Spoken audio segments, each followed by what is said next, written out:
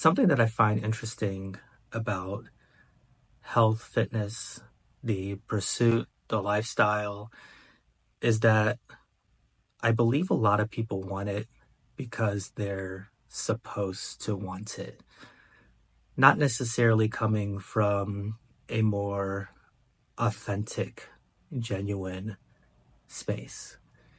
If you ask anybody, do you want to be healthier? Do you want to exercise more? Do you need to exercise more? Everybody will say, yes, it's been something that I've been needing to do. I'm telling myself that I'm going to start doing better. As a matter of fact, I'm starting this Monday. That's the big one. It's always next Monday. But it's more along the lines that being healthier is something that they're supposed to want. And it'll come across as shallow or unintelligent if they say no. Do you want to be healthier? No, absolutely not. That's not something that I'm interested in at all. I'm actually focused on going in the other direction and I'm making great progress. But the problem is, if you want something just because you're supposed to want it, then you're never going to make the real changes that are necessary to not only make it a small day-to-day habit with incremental success, but to eventually make a lifestyle change or make a radical difference from where you are now to where you eventually want to be.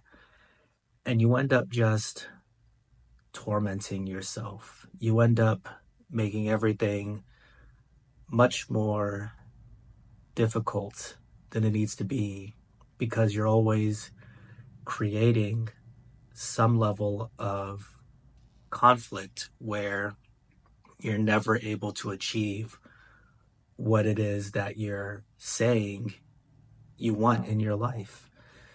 An example for me is I always wanted to wake up at 4:30 in the morning so I could either start reading or exercising. How I always played it out in my mind is if I wake up at 4:30, then whatever it is that I want to actually be doing, I can hit the ground running starting at 5 a.m. I didn't want to wake up at 5 a.m. I wanted to already be doing what it is that I either needed or wanted to do by that time. And it just wasn't happening for me. I would wake up early, but I wouldn't sleep early enough. I wouldn't plan my day accordingly. And I would just keep on trying and striving and endeavoring. And when I finally was able to admit to myself that maybe I didn't want this as bad as I thought I did, maybe it was part ego to say that I did it and to have this lifestyle of waking up earlier than everybody else and having more things achieved before the average person even gets out of bed. And as I was able to admit that to myself and let it go and settle for a different time, I still wake up pretty early actually, usually between 5 and 5:30.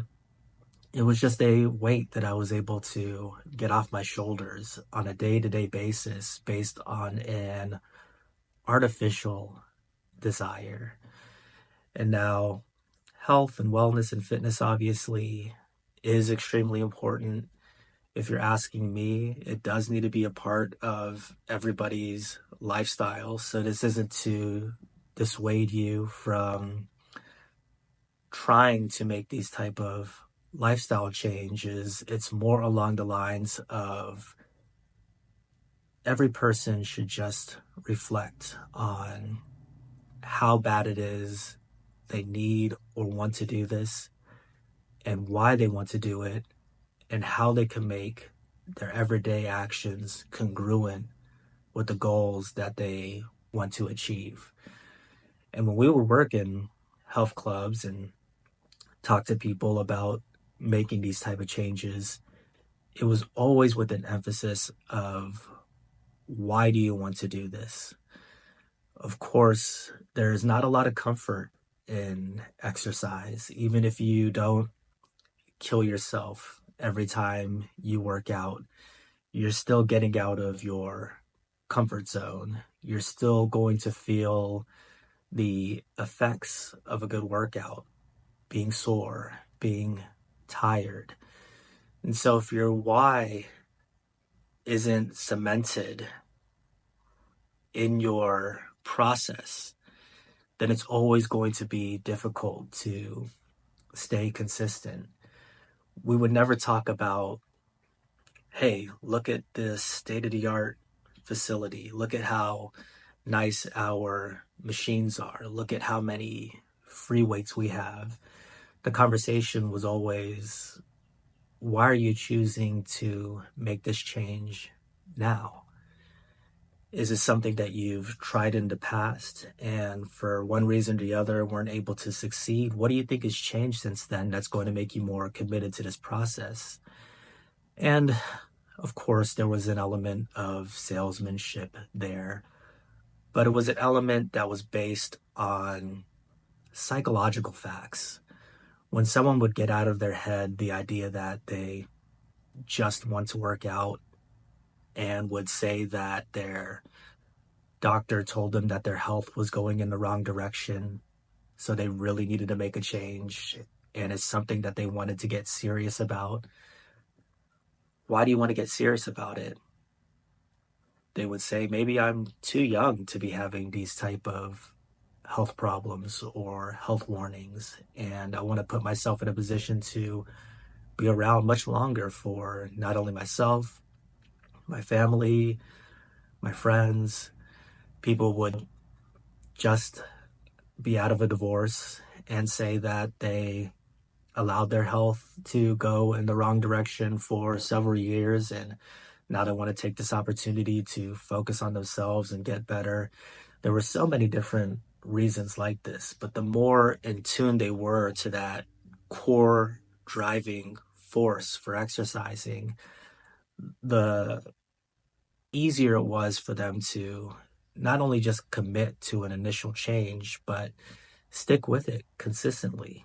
We would always monitor who would be in the health club 1 or 2 years after they signed up. And many of the people that would still be there would be the people who I still remembered because their stories resonated with me. Many of the people who just walked in and said, yeah, I'm good. Just let me get the membership. I know what I'm doing. If you were already working out, then yeah, you're going to be in good shape. But if you're just learning about health and fitness and you just came in and just said, let's go, let me just see what's going on here. Unfortunately, even the statistics show that many of these people just won't stick with this type of change. And so it does require a certain element of seriousness, a certain element of being authentic for wanting this change, and genuine in your desires for why you need it. And as you hone in on those things, you'll feel discomfort being unaligned in your pursuit.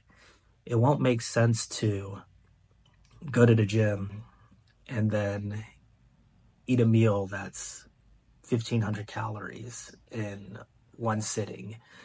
It won't make sense to be very strict with your nutrition and not think about how you can put yourself in a better position by incorporating exercise into that process, or not throwing it all away by drinking too much once the weekend comes.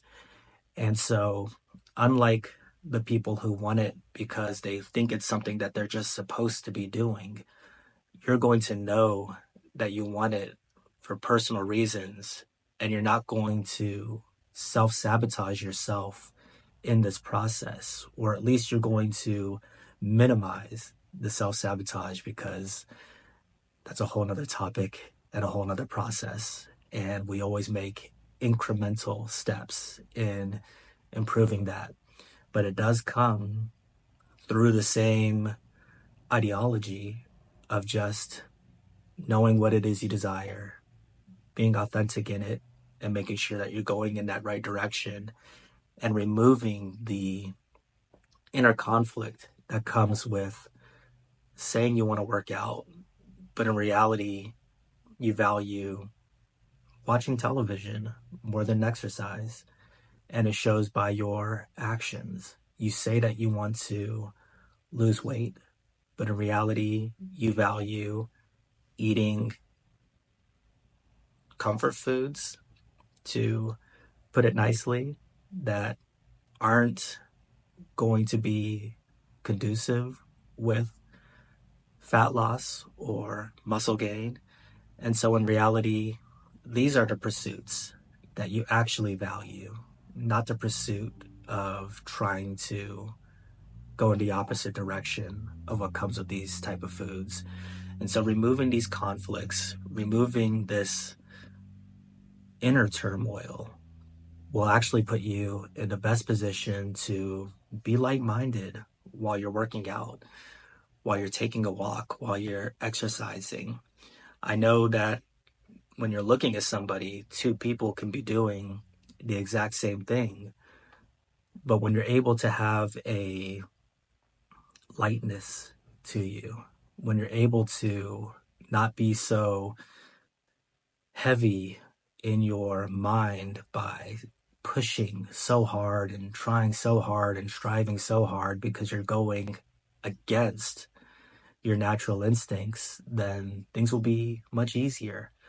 I used to take walks like that. I used to walk, and it was almost like power walking. How fast can I go? Can I get more steps in a less amount of time? And I was just striving and pushing, and it was just making the process more difficult than it needed to be. And when I was able to drop that and just, I still kept a fast pace, but just walk for the sake of walking, enjoying being outside, being present, being aware of my surroundings, it became an effortless task.